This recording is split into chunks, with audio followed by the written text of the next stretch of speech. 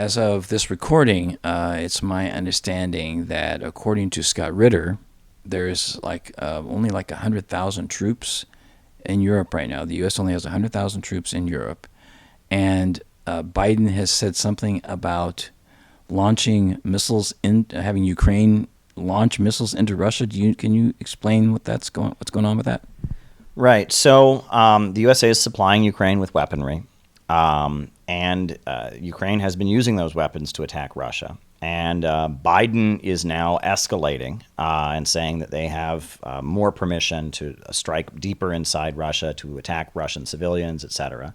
Biden is, using this song and dance about somehow Russia is going to invade all of Europe. We gotta fight them in Ukraine, or else we're gonna, they're gonna come over here, which is a ridiculous claim. Russia held off going into the eastern regions, the new republics, as long as they possibly could. The idea that they want to march into Europe and march into France and Germany is an absurd allegation. I mean, it just doesn't match reality. But that is what Biden is trying to sell us on, and this is very dangerous, and it could lead to World War III. And Russia is prepared to defend itself, and Russia is a nuclear-armed country, just like the United States. And so this is a very frightening situation. I don't think Russia is our enemy, right? Russia is not the enemy of working people in the United States. Russia is the enemy of the big oil companies that see it as a competitor, because they rebooted their economy from the fall of the Soviet Union with oil and natural gas, state control.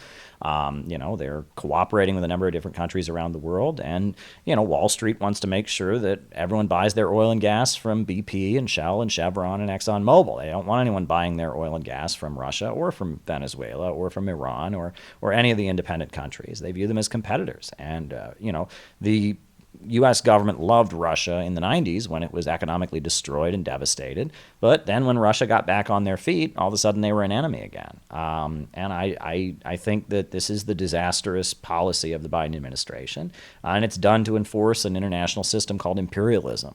Lenin talked about imperialism, the highest stage of capitalism, which is the rule of monopolistic corporations holding back economic development, right, and keeping the world poor so they can make themselves rich and keep themselves rich. And I think that that's what we're up against here, and that Biden is a very useful servant of imperialism, and he's escalating tensions with Russia when polls show the American people don't want that. They do not want more of a confrontation with Russia. They think we've already spent too much money on Ukraine. The overwhelming majority of Americans feel that way, that this is not in our interest to just keep pouring billions and billions of dollars worth of weaponry into Ukraine while our own country is falling apart, while the roads are crumbling. Well, I mean, this country is devastated. Why are we doing this, right? It's not in the interest of the American people. When you were at the youth conference in Sochi, you got a question into Putin.